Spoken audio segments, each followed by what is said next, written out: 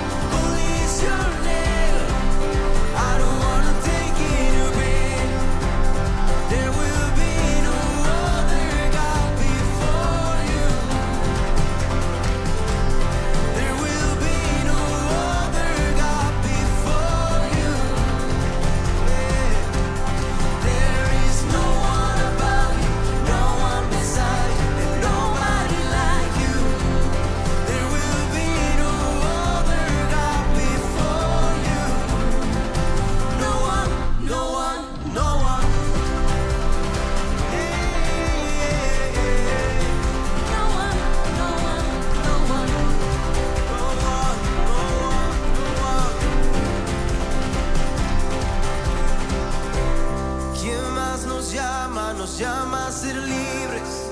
No one, no one, no one. ¿Quién más camina sobre las aguas? No one, no one, no one. ¿Quién más camina sobre las aguas? No one, no one, no one. ¿Quién más callará el rugir de leones? No one, no one, no one. ¿Quién más derriba a todo gigante? No one, no one, no one.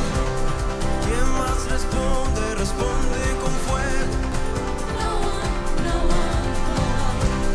¿Quién más es digno de nuestra alabanza? No one, no one.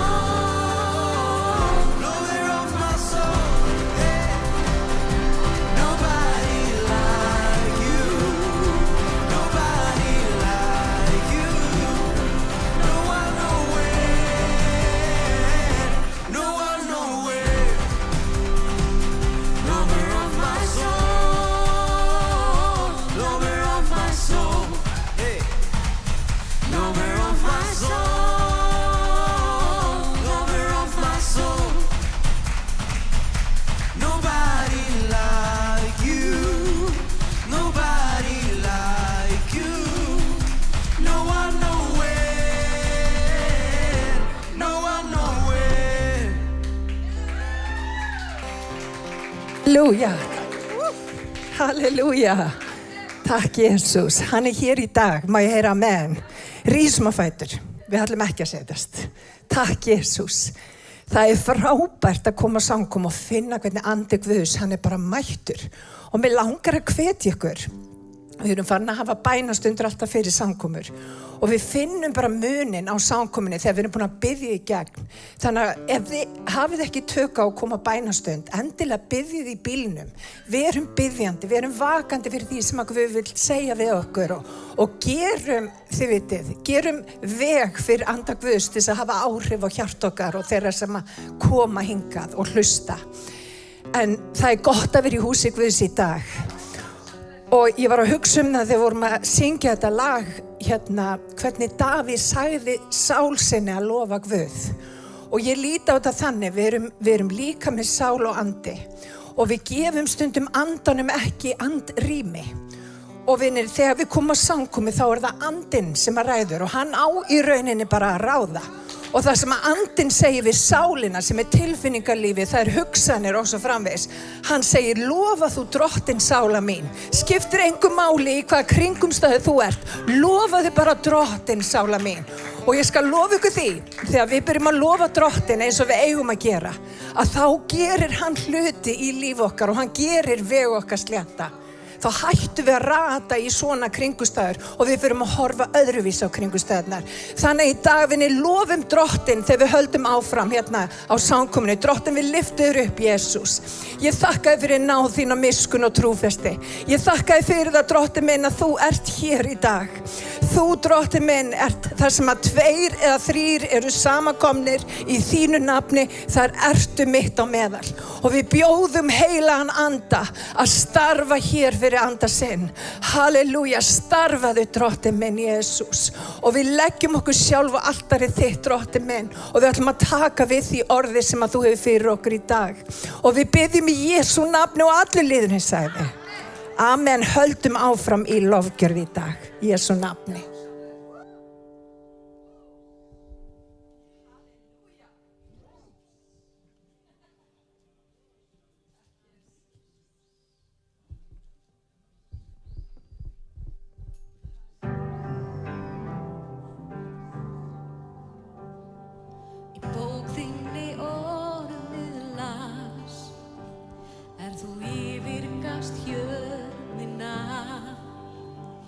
Týnda lambið að finna, Jesús varstu að hugsa til mín þennan dag.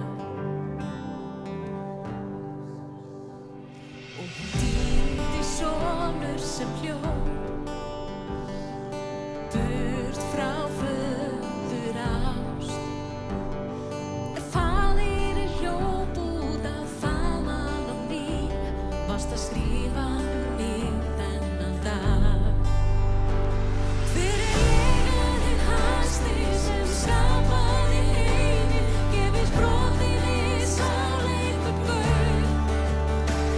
Fyrir ég að Guðs náðar þerri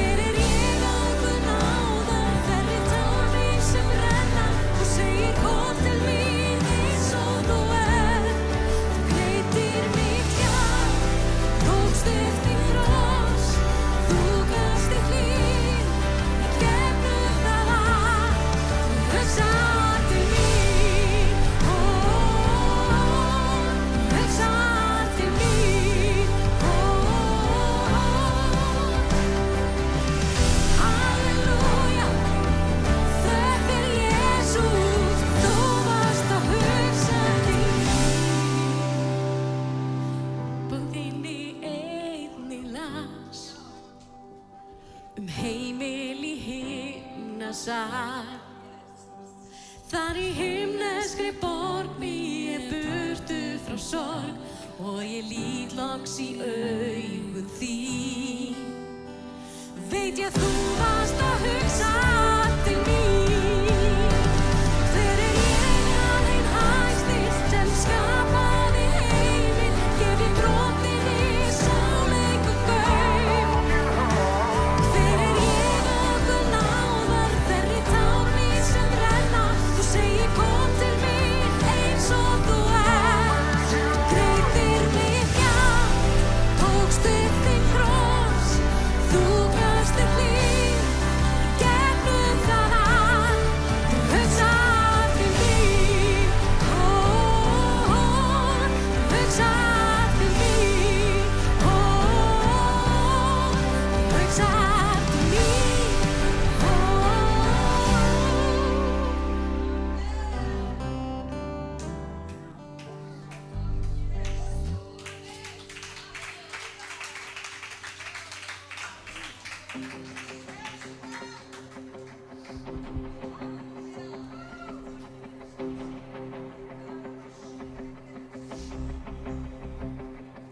I raise a hallelujah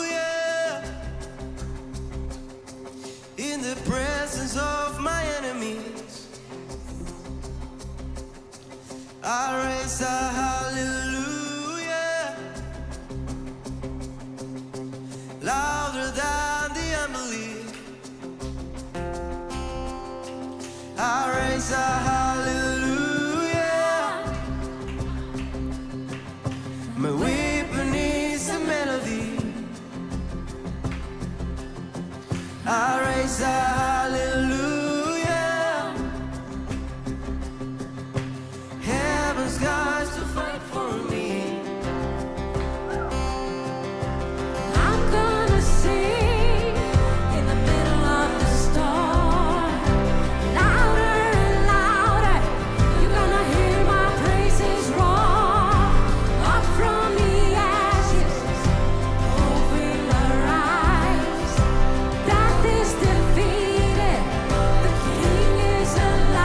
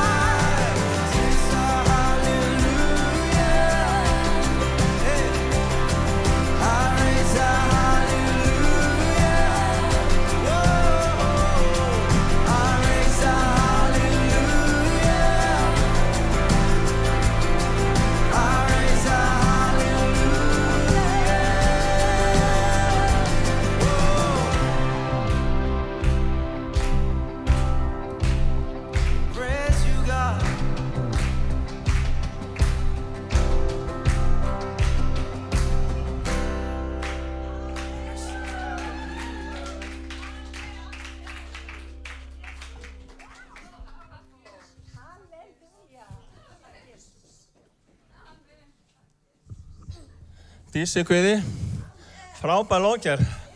Ef ekki að gefa lókjarni aðeins klapp. Halleluja. Vá. Hvílík nærvera Guðs í húsinu, maður.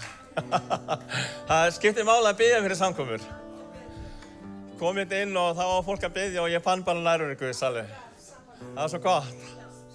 Dýrmætt. Og Drottinn vil segja við ykkur að þeir eru dýrmætt líka. Vegna ykkar að þá dó honum á krossinum á Golgata. Vegna okkar þá dó honum á krossinum á Golgata. Til þess að endurleysa okkur til þess að eiga samfélag með sig.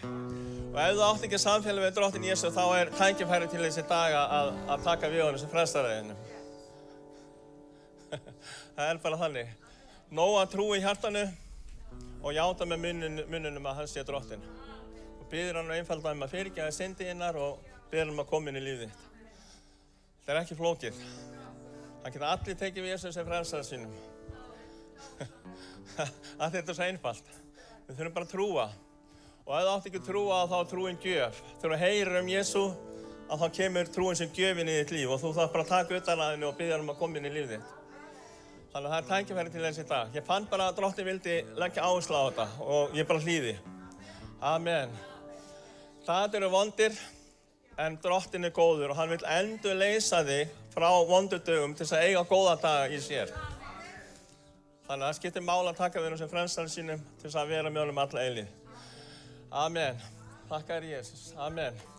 Við ætlum að taka samskot núna og fyrir ykkur sem eru ný, ég býð ykkur velkomin, að þá látum við ekki baukinn ganga á milli sætana, hann bara hérna aftast. Það eru svona sjaldgæft að vera fólk gefið peninga, það er svona meira rafrænt. Þannig að það er posi líka frammi og svo kemur reikningsnúmerið upp á skjáinn. Og ef þið vistir reikningsnúmerið inn á símann ykkar, þá getið þið bara gefið hvenær sem er. Það er mikilvægt að gefa inn í hús Guðs. Það er bara svoleiðis. Það er hluti af því að fá uppskeru, ríkulega uppskeru inn í sitt líf. Amen. Drottinn Jesú, ég bara þakka fyrir bara nærverin hérna í dag, Drottinn Guð. Ég þakka fyrir það að þú bara elskar okkur eitt og sérkvæmt og þú þráir að bara leiða okkur nær þér, Drottinn. Og ég þakka fyrir það að núna getum við tekið ákvörðun, Drottinn Guð, að koma nær þér í Jesús. Og ég þakka líka fyrir það að þú vilt blessa okkur ríkulega, Drottinn Guð. Þú vilt varðveita naktan í okkar lífi, Drottinn minn Jesús. Og ég þakka fyrir það að þú ert okkar hirður og sér fyrir okkur, Drottinn minn Jesús. Og ég ber blessa alla hvort sem hafa eitthvað á milli handana eða lítið eða jafnvel ekki neitt, Drottinn Guð. Þú bara auki við allan hátt, Drottinn minn Jesús, í okkar lífum, Drottinn. Í Jesú nafni. Amen. Ef við ekki bara standa aftur og upp á og fara inn í lókjarna og svo fáum við heyra alveg frábæra predikun, trúi ég. Amen.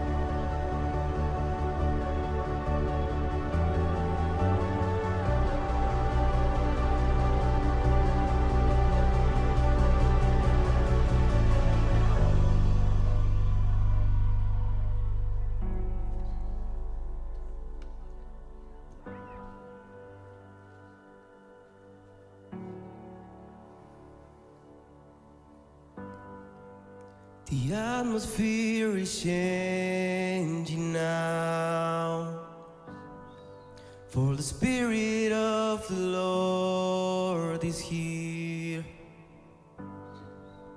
The evidence is all around that the Spirit of the Lord is here. The atmosphere is changing now, for the Spirit of the Lord is here. The evidence is all around that the Spirit of the Lord is here. Overflow in this place. Fill our hearts with your love surrounds us.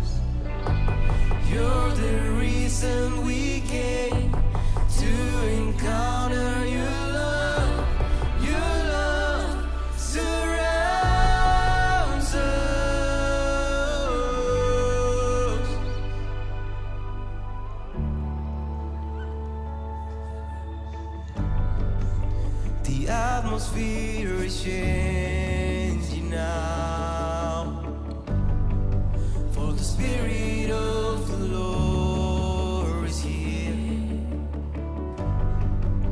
The evidence is all around that the Spirit of the Lord is here. The atmosphere is changing now. For the Spirit of the Lord is here.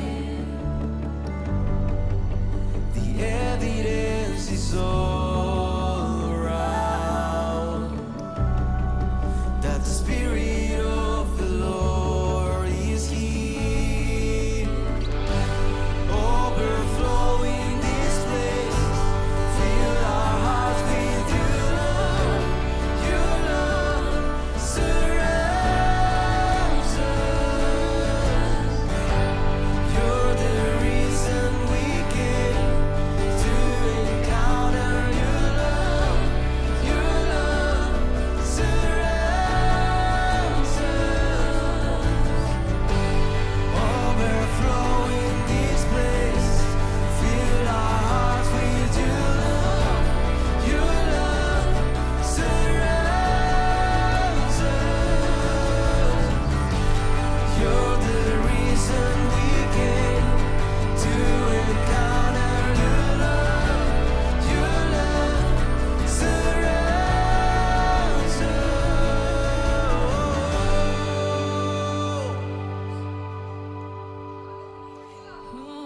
Spirito bello, Surround us with your love.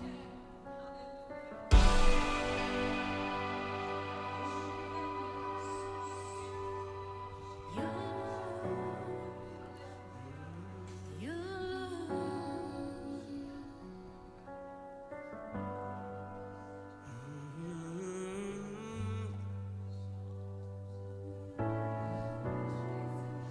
it's your moment, Jesus, here. Surrounded by your love, Jesus. Surrounded by your love, Jesus. Surrounded by your love, Jesus. Come here, Jesus.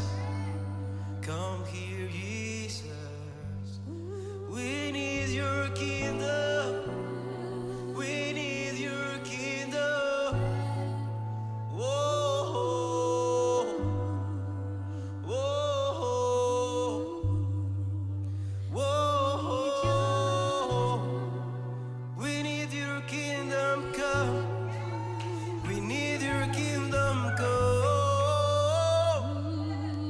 We need your kingdom come. Jesus, we want to sing today. Spirit, whoa, Spirit of God, fall fresh on us. We need your presence. Your kingdom come, your will be done. Here as in heaven. Come on, we sing together. Spirit of God, fall fresh on us.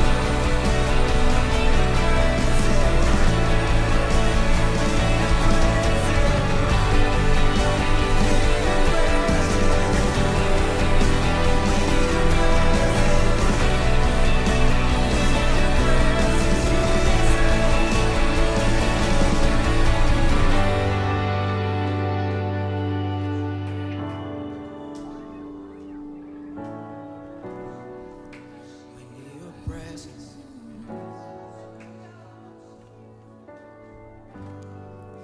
A miracle can happen now, for the Spirit of the Lord is here. The evidence is all around that the Spirit of the Lord is here. A miracle can happen now, for the Spirit of the Lord is here. The evidence is all around that the Spirit of the Lord is here.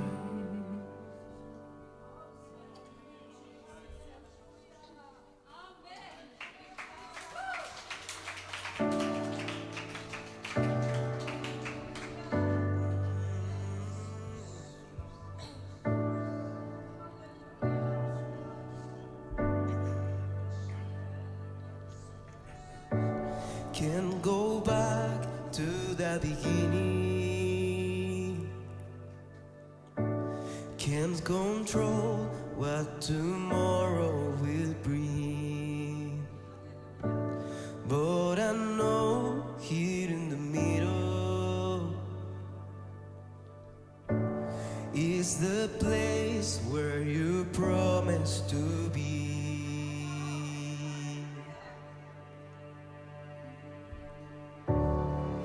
I'm not enough unless you come.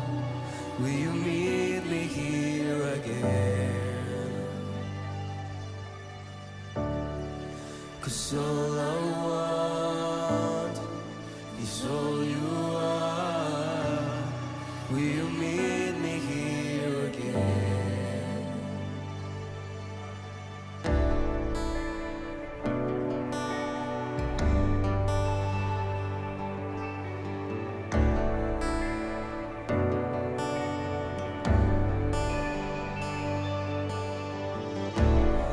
As I walk now through the valley,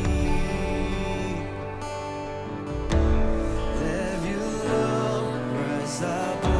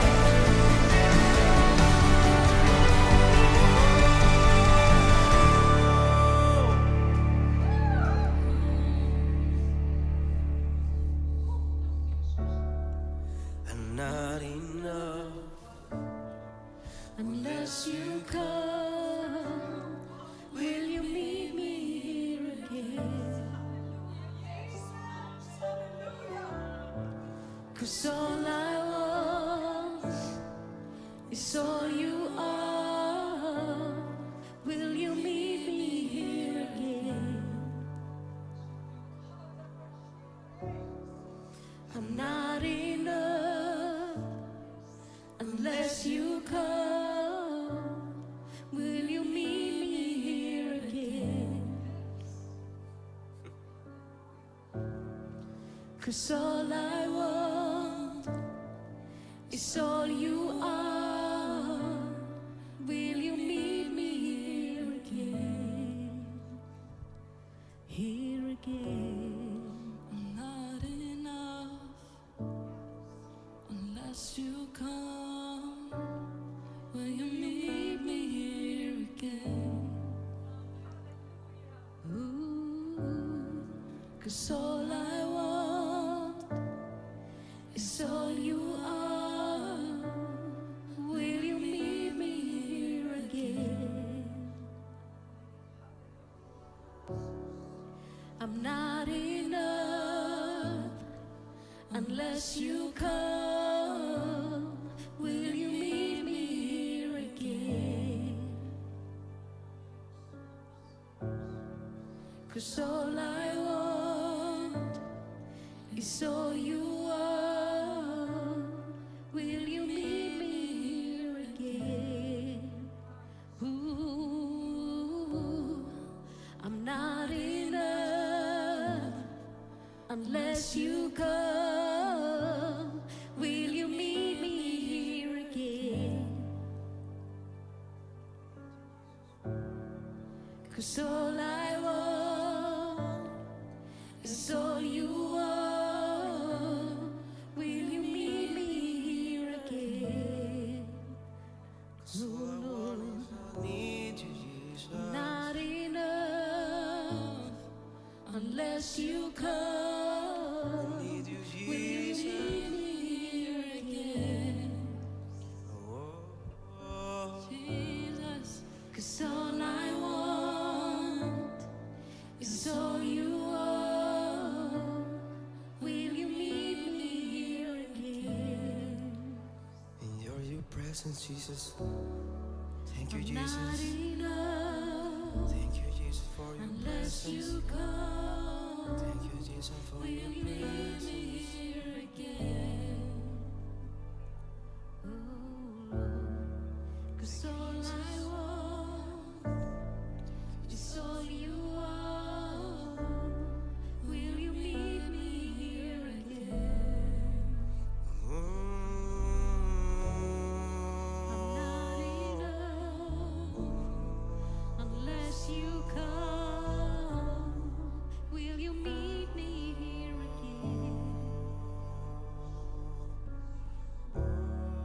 'Cause all I want is all you are.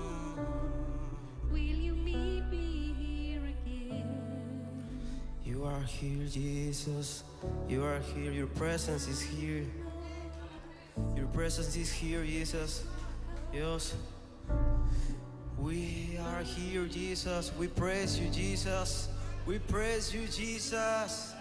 We praise you, Jesus. We praise you, Jesus. We praise you, Jesus. We praise you, Jesus. Come on, praise Jesus. Praise Jesus. Praise Jesus. Praise Jesus. Praise Jesus. Praise Jesus. Praise Jesus. We praise you, Jesus. Only one name. Only one name is Jesus. Is Jesus. Is Jesus. There is no one like you, Jesus. No one like you, Jesus. Unless No you one like you, Jesus. will you meet me here again? No, no, no, no, no, no. We flow in the Spirit. All I want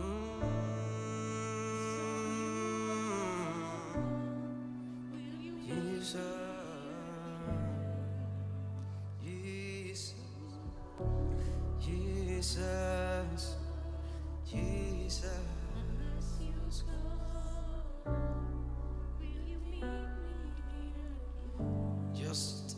enjoy your presence in a minute of silence. Just we want your presence, Jesus. Flow, Jesus. Touch every heart. Touch every heart. Your presence is healing in this place. We love you, Jesus.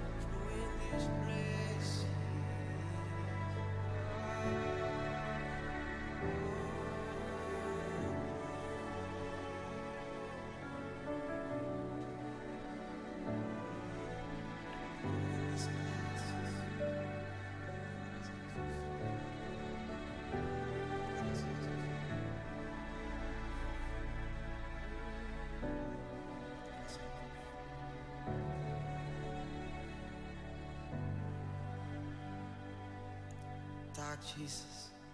Thank Jesus. We praise you, Jesus. Amen. Amen.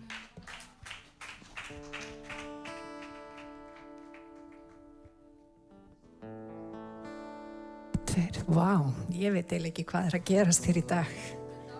Þetta það besta í heimi, vinir. Og Guð hér og hann vill finna okkur. Eru það ekki frábæra fréttir? Dísi þér Jesús, rísum á fætur. Mér langar bara í dag að við teygjum bara hendur til himins og þökkum Jesú.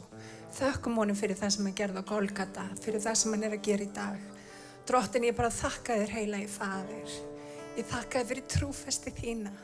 Ég þakka þér fyrir nærveru þína og við finnum lækningunni í nærveru þinni, Drottin.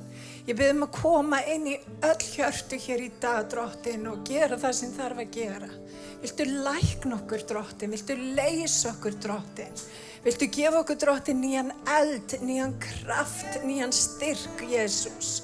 Og Drottin, ég bið að bæja ógæfi og harmkvælum frá. Drottin, ég bið Drottin minn, ég kem í gegn ótta hér í dag. Ótti sem reynir að hertaka hugsun okkar og fara með hann eitthvað út í skurð. Ég bara hertek, Drottin minn, í Jesú nafni. Ó, Drottin minn, Jesús, allar hugsanir og hugreiningar sem eru ekki af þér. Drottin, ég bið að hreinsa okkur. Ég bið að helga okkur. Við tökum ákvörðun hér í dag, Drottin minn, að þjóna þér, Drottin minn. Við tökum ákvörðun að feta þessa leið með þér, Drottin. Inn í dýpra samfélag með þér, heilagi Faðir. Og Drottin, ég bið að kenna okkur í dag. Ég bið að kenna okkur alla daga. Viltu leiða okkur í allan sannleika, Drottin? Viltu gera veg okkar slétta, Drottin? Hjálpa okkur til að rata beinar brautir. Í Jesú nafni. Halleluja. Drottin vill að við rötum beina brautir. Það hefur með það að gera afstöðu hjarta okkar gagnvart alls konar hlutum sem kom upp í lífinu. Halleluja. Og Drottin, ég bið að skapa í okkur hreint hjarta, ó Guð. Veit mér að nýju stöðugan anda, Drottin minn Jesús. Ó Drottin, viltu fyrirgefa okkur allar misgjörðir. Drottin minn Jesús, við lægjum okkur, við beygjum okkur undir þína voldugu hönd, Drottin. Ég bið að hreinsa okkur, ég bið að fylla okkur af djörfung, af heilugum anda, að við mættum tækla verkefni lífsins þannig að það sé þér velþóknarlegt. Jesús, halleluja. Og Drottin, framar öllu, gefðu okkur náð til að velja þig á hverjum einasta degi. Ekki bara á sunnudum, heldur alla daga. því að þú valdir okkur á krossinum. Þú gafst líf þitt á krossinum, Jesús. Þú valdir okkur og við veljum þig. Í Jesú heilaga nafni og allur líðurinn sagði. Það svo mikið nærvera hér í dag, vinir, og það lækning í dag. Og vinir, við þurfum öll á lækningu að halda með einhverjum hætti. Það engin undanskilin. Ég veit að við lítum öll vel út á sunnudögum og fólk heldur að sé ekkert í gangi. Það allir með eitthvað. Og vinir, við erum öll þarna. Og hann svo miskunnsamur.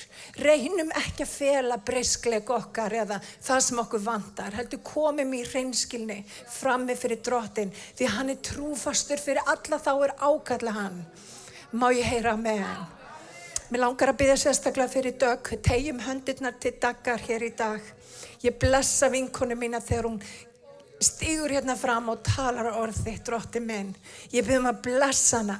Ég bið að gefa henni orð að mæla, Drottinn minn. Og hjálpa okkur til að taka á móti því orði. Og ekki bara það, heldur huglega það. Leyfa því að festa rætur og bera mikinn ávöxt, Drottinn minn. Ég bið fyrir fjölskyldun hennar og öllu hennar í Jesú nafni. Ég bið fyrir mannunum hennar og strákunum og öllu sem þeirra í Jesú nafni. Og ég bið að víkka út tjaldtalana í Jesú nafni. Amen. Gefum henni gott klapp þegar hún talar orð. Amen. Wow. Amen. Mér finnst alltaf betra þegar fólk... Já, það vatn hérna, takk fyrir. Ég skal bara fá mér sopa strax. Þannig að þú var ekki komið með þetta til einskis. Guð blessi þig. Hann sagði nefnilega einu sinni við mig, þá drakk ég vatn sko bara svona í lokinu, þess að ég gott að segja og drekku vatni af því að ég helli því alltaf bara þegar þú ert búinn, þú drekkur aldrei. Þannig að svona nú fylgst með manni. En já, ég ætla að segja, mér finnst alltaf betra að fólk klappar í lokinu. Það bara gott eru búin að klappa fyrir mér. Þannig að en við sjáum hvað situr. Jesús, ég þakka þér fyrir þína yndislegu nærveru. Takk, heilagur andi, fyrir að þú ert hér. Takk. Amen. Amen. Ég þekki mann sem æfði einu sinni frjálsar íþróttir og hann var mjög góður í spretthlaupi. Og hann virkilega mætti á æfingar, lagði sig fram, gerði allt sem til var ætlast af honum og svo hann að keppa á móti og hann fyrstur. Og hann bara rétt ókominn í mark þegar hann finnur allt í einu þennan ofboðslega sársauka í öðrum fætinum og hann finnur bara það slitnar eitthvað. Og hann vann ekki keppnina og hann hljóp aldrei meir. Stundum gerast hlutir í lífi okkar sem breyta stefnun okkar algjörlega. Stundum gerast einhverjir hlutir sem við stjórnum ekki. Jafnvel þó svo við höfum lagt okkur öll fram. Ég ætla líka að rifja upp fyrir ykkur, eða með ykkur, sögu af frjálsíþrótta þjálfaranum sem var einu sinni spurður að því hvaða krakkar í unglingahópnum væru líklegir til þess að verða afreksmenn. Og hann nefnir nokkra krakka, 2, 3, 4 krakka sem voru líklegir til þess að ná langt. Þetta var á foreldrafundi. Svo spyr eitt foreldrið, hvað með þessa stelpu? Og þá hristir þjálfarinn höfuðið og segir, hún hefur ekki hugarfarið. Hana vantaði ekki hæfileikana, hana vantaði ekki getuna, hana vantaði hugarfarið.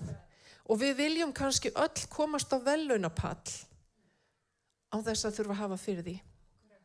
Eins og bróðirinn að mömmu sagði einu sinni, ég var alveg til í að geta spilað á orgel ef ég þyrfti ekki að læra á það.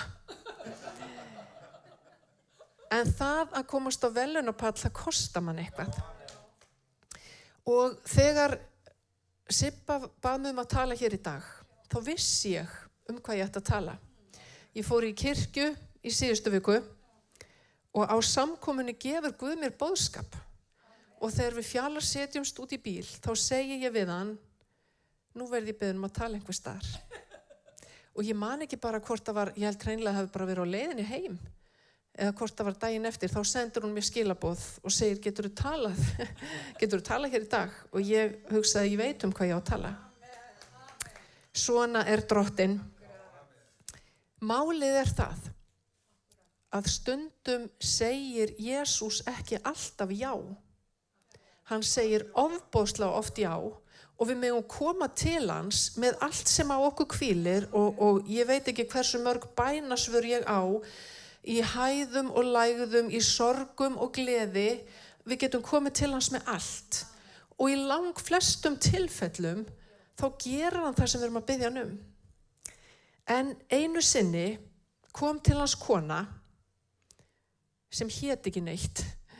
Ég veit ekki hvort þið þekkið konur sem heit ekki neitt. Jesús þekkti nokkra svona konur. Þessi kona, hún var bara móðir Sebedus svona. Hún sem sagt, hún átti mann sem hét Sebedus, hún átti syni sem hétu Jakob og Jóhannes, en hún hét ekki neitt. Einu sinni voru við fjalar að ganga inn í kirkju og þá kemur kona á móti okkur, rosa glöð og svona hún kannaðist við okkur, vissi ekki alveg en segir hérna, eru þið ekki Dögg? Og hún greinilega mundi ekki hvað Fjallar hét og Fjallar svo snöggur að hugsa, áður en konan fekk umhugsunarfrest, þá segir hann, jú, við erum Dögg. Og svo segir hann við mig, þegar ég var lítill, þá var ég sonur foreldra minna og ég hef nú oft verið Fjallar maðurinn en að Daggar, en nú er þetta orðið svo langt gengið að ég er Dögg. En móðir Sebedusona, hún hét ekki neitt. Hún var bara móðir Sebedusona. Það er ekki leið að líkjast Fjallar minn. En einu sinni kemur mamma þeirra með strákunum sínum til Jesú. Og vitið það, þetta er svona saga sem ég er búin að lesa ótrúlega oft og svo allt í einu fyrir að hugsa eitthvað nýtt. Ég vil bara býtu augnablik, róum okkur. Jakob og Jóhannes voru bara einir bestu vinir Jesú. Það voru 12 postular og þeir voru þeim hópi. Ekki nóg með það. Jesús átti 3 langbestu vini í þessum hópi. Það var Pétur, Jakob og Jóhannes. Og ég hugsa, ef ég á svona mjög náinn vin sem ég treysti fyrir öllu og hann veit allt um mig, að þá bara get ég farið og sagt bara, ertu til í að hjálpa mér með þetta eða ertu til í að gera mig greiða?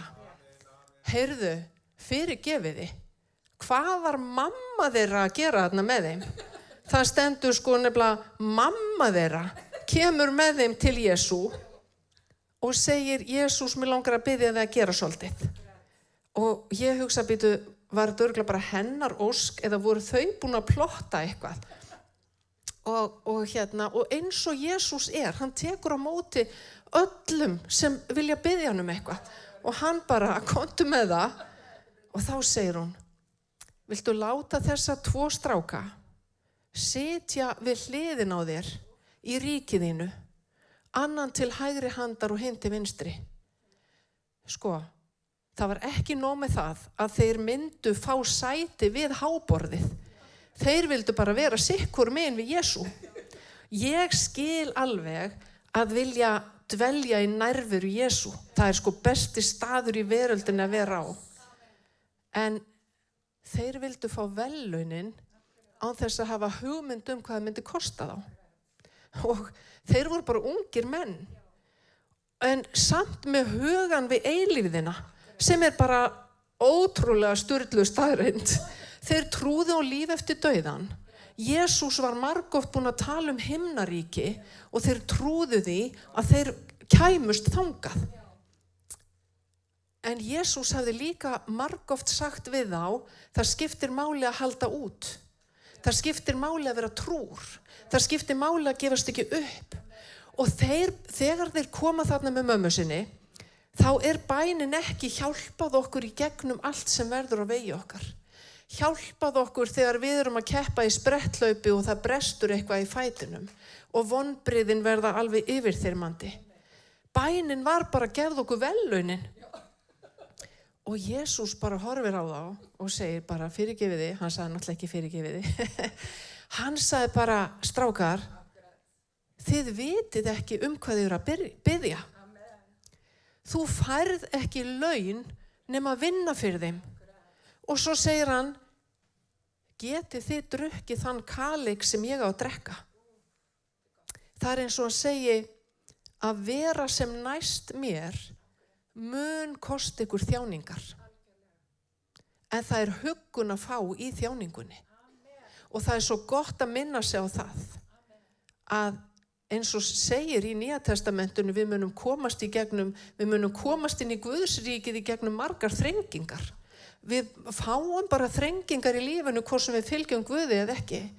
Það bara miklu betra að vera með honum í liði og að þrengingarnar séu í áætlun hans. Við sungum hérna áðan, ég get ekki farið aftur til upphafsins og ég veit ekkert hvað morgundagurinn byrja í skauti sér. En bara hér og nú vil ég dvelja í nærveru þinni.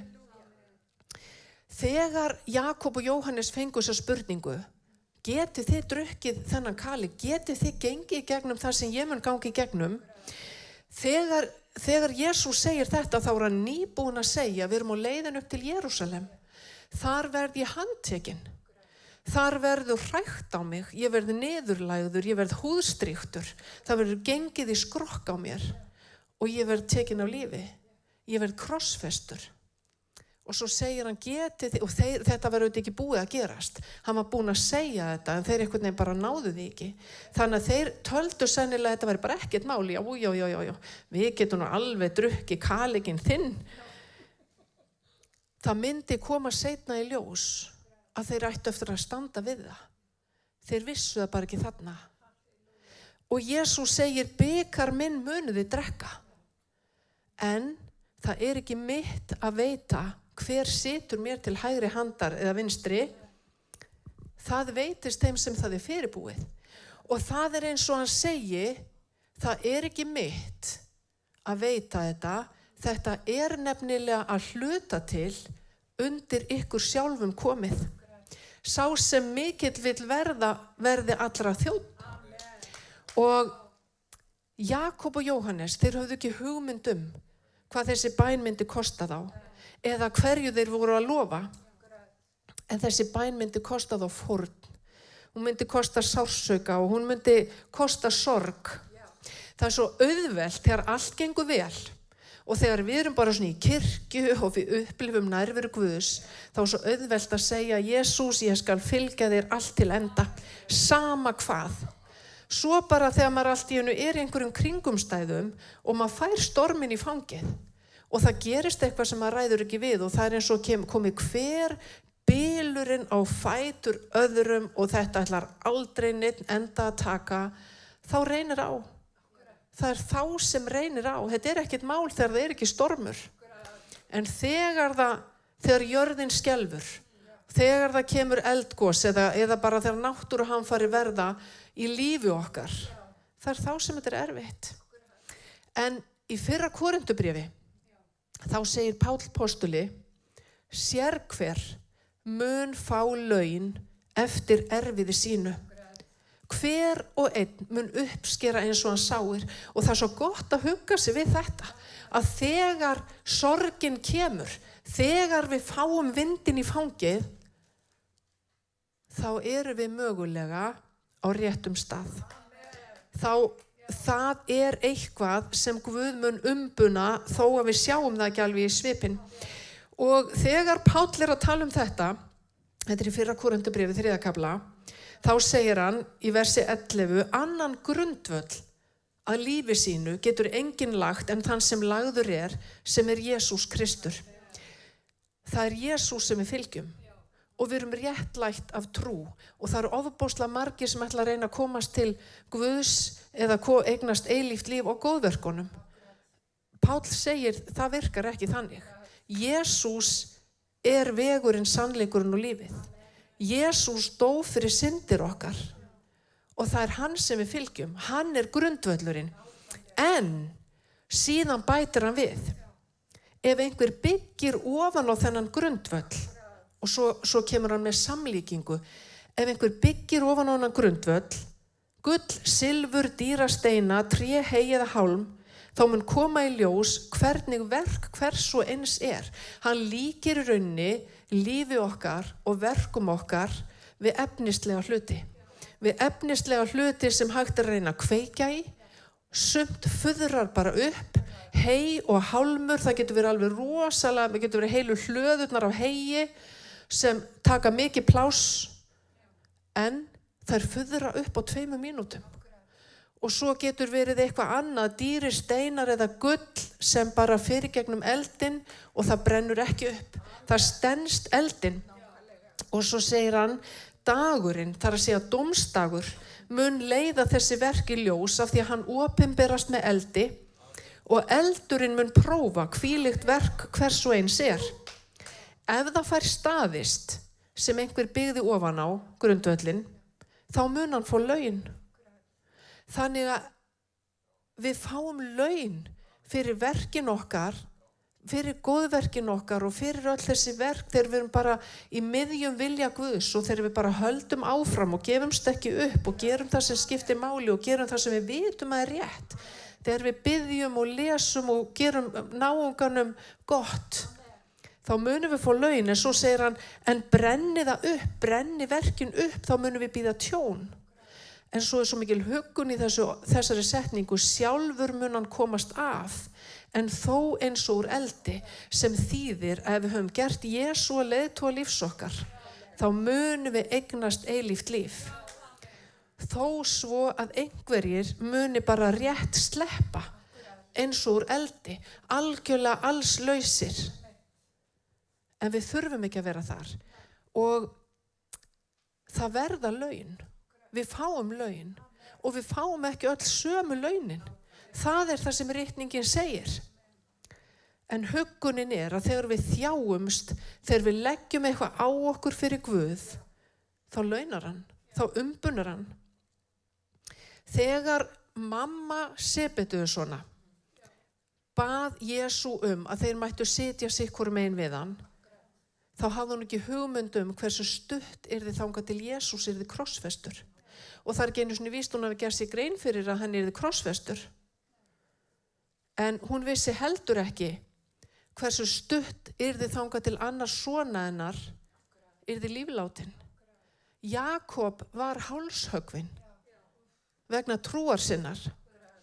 Og í postulasögunni er saga af því þegar frumkirkjan bað eins og brjálæðingur, fyrir ekki við orðbragðið. Stundum getum að bara þurft að biðja eins og brjálæðingur. Fjallar alltaf að segja við mig, ég sé algjör vandræðagemsi, því meira sem ég bið, því meira vesen bara einhvern veginn kemur upp. Þannig að þetta eru launin fyrir að biðja eins og brjálæðingur. En það verður bara að hafa það. Við höldum áfram að tala við Drottinn. En ástæðan fyrir því, Pétur hafði verið handtekinn og söfnuðurinn bað og bað og bað og kvöldið áður en það átti að leiða hann fram eða nóttina áður en í rauninni það átti að yfirheyra hann eða bara hreinlega taka hann af lífi, þá svaf Pétur bara ótrúlega rólegur í fangelsinu. Söfnuðurinn bað og bað og bað og hvers vegna? Vegna þess að þeir ætluðu ekki að missa Pétur líka. Þeir voru nýbúnir að missa Jakob og þeir vissu að þetta var dauðans alvara. Kannski höfðu þeir ekki beðið svona mikið fyrir Jakobi. Kannski trúðu þeir bara, Guð myndi bara redda þessu. Svo er bara Jakob tekinn af lífi. Þannig að þeir biðja og biðja. Og þetta er stórkostlega merkileg saga, þar sem Guð sendir engil inn í fangelsið, opnar dyrnar og Pétur kemst út. Og Jesús heyrði bæn þeirra. Flestir foreldrar, þarna á þessum tímapunkti hafði mamma Jakobs og Jóhannesar mist Jakob. Flestir foreldrar vilja að börnunum þeirra vegni vel í lífinu. Mömmu Sebedusona nægði það ekki. Hún vildi meira. Hún vildi að þeir væru á réttum stað og réttum tíma brennandi í andanum. Og bæn hennar lýsir alveg takmarkalausri trú. Við getum þakkað Drottni eina ferðin enn fyrir biðjandi mæður og feður. Og það er eins og hún segi, Jesús, hvað sem hendir strákana mína í lífinu, gefðu þá að þeir nái enda takmarkinu. Að þeir haldi út. Að þeir varðveiti trúna allt til enda. Að ekkert dragi úr þeim kjarkinn. Að enginn blindi þá eða afvegaleiði og þó svo að ég verði viðskila við þá stundarsakir, viltu þá gefa við fáum að hittast aftur í ríki þínu, þar sem þeir fá heiðursætið, ekki hún. Og ég skil þetta svo vel. Ég skil svo vel þessa bæn og þessa ósk. Hún trúði á Jesú og í þessari bæn var fólkin trúarjátning. Jesús Guð og fyrir hans dóm eigum við eftir að koma. Og hann lætur sér and þá sem eigum sárt að binda. Og ef það einhver hér í dag sem líður ekki vel, ef það einhver hér í dag sem ber sársauka í hjarta sínu, hefur áhyggjur, þá lætur Jesús sér and þig. Hann huggar, hann styrkir, hann læknar. En hann forðar okkur ekki alltaf frá þjáningunni. Og það eiginlega eina sem ég athugavert. En það þannig, þrengingin, hún veitir okkur þolgæði. Það málið. Og ég hef kannski sagt ykkur frá því áður, ég á pappa sem að verða 93 ára, sem hefur farið í gegnum ýmislegt og mér finnst ótrúlega gott þegar ég að glíma að geta farið til hans af því að það svo ótrúlega margt sem hann hefur farið í gegnum og einhvern veginn það eitthvað svona ró og festa, þú veist, þetta mun lagast, þetta verður ekki alltaf svona, þú munt komast í gegnum þetta og svo kemur eitthvað svona viskumóli hvað gæti mögulega verið gagnlegt að gera. Það svo gott að umgangast fólk sem reynt, fólk sem hefur ákveðna visku. En af því að Jesús forðar okkur ekki alltaf frá þjáningunni, þá sagði hann, þá spurði hann, getið þið drukkið kaleikin sem ég á að drekka?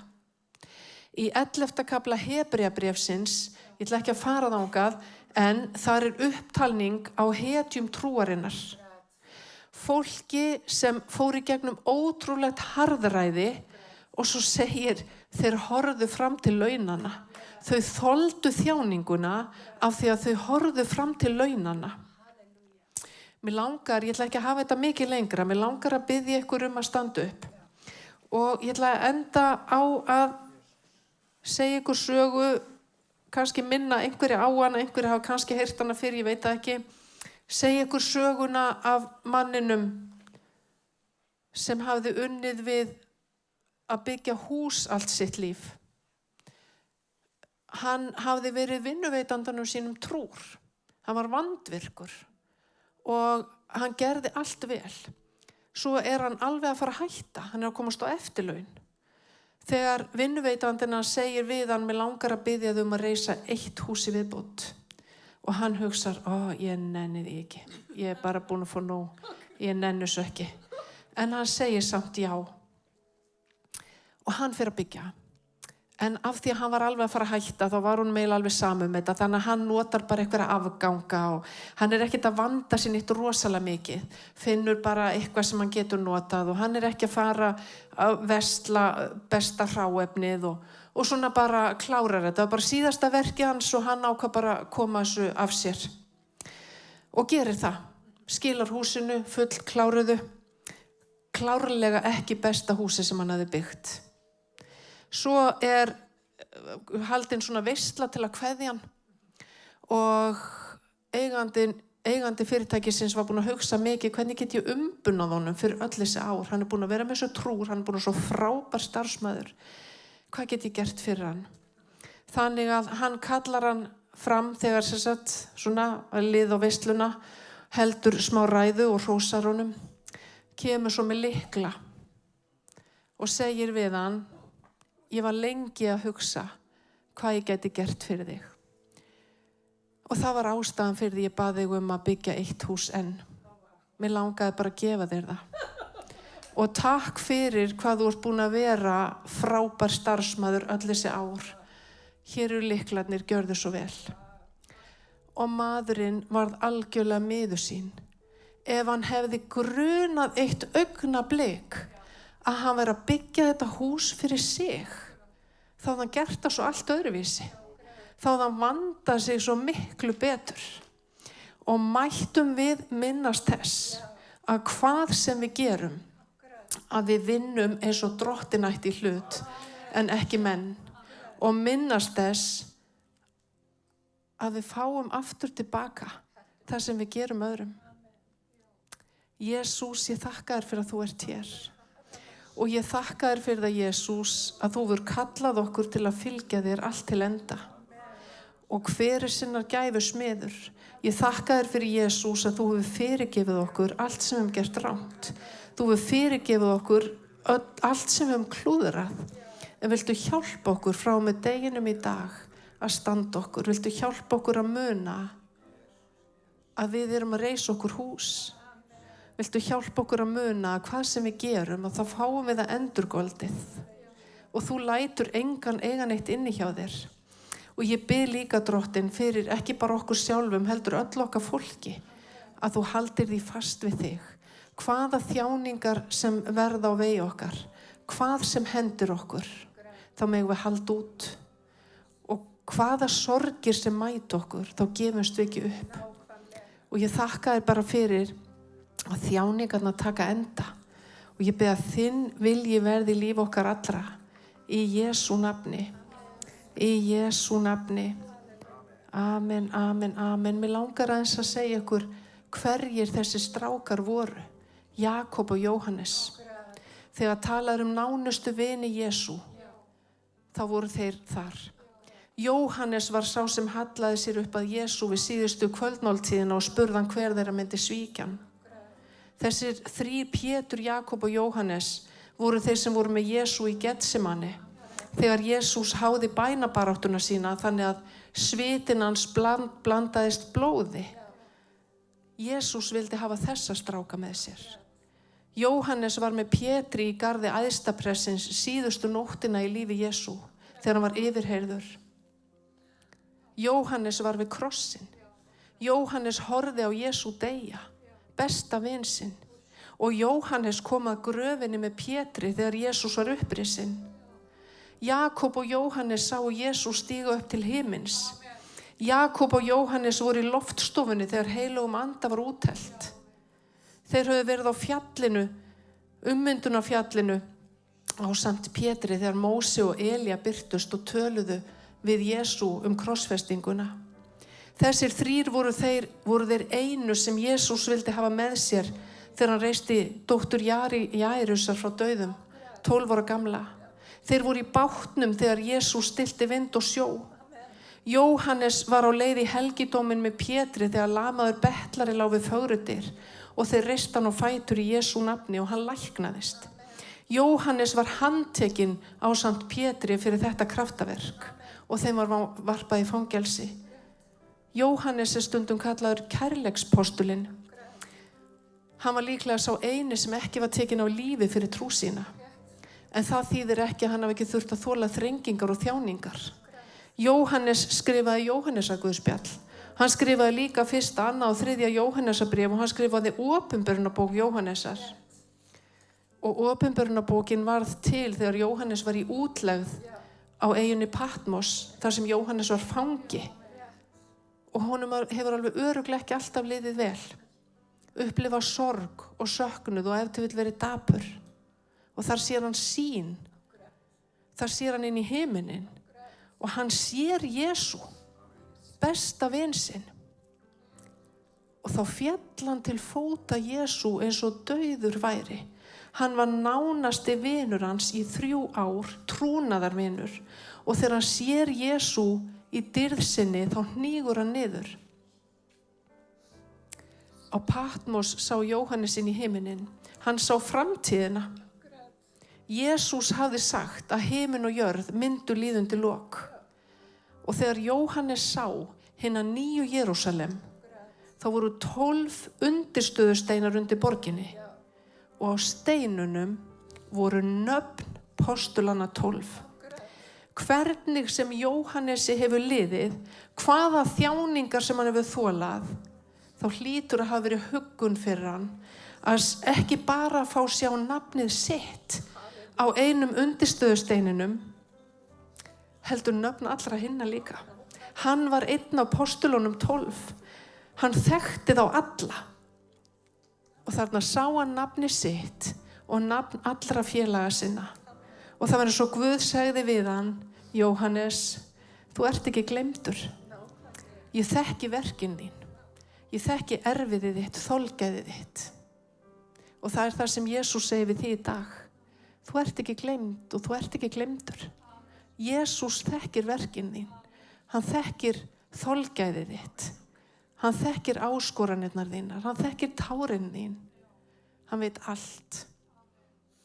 Og hann er enn í hásætinu. Og ekkert mun slíta þig úr hendi hans.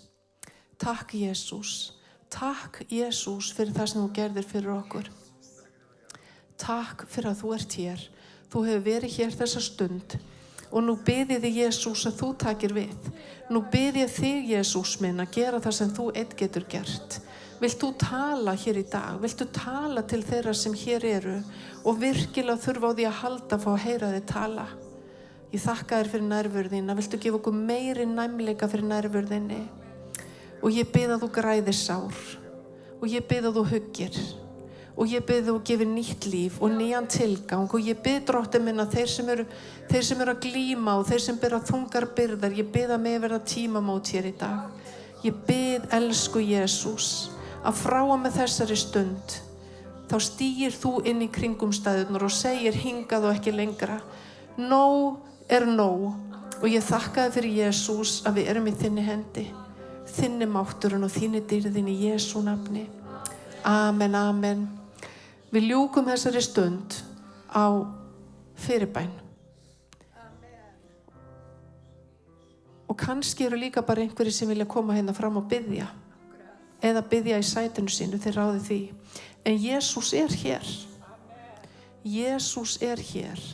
Og þó svo að Jesús segi ekki alltaf já, þá segir hann það oftast. Ef hann segir ekki já, þá er það af því að okkur ekki fyrir bestu.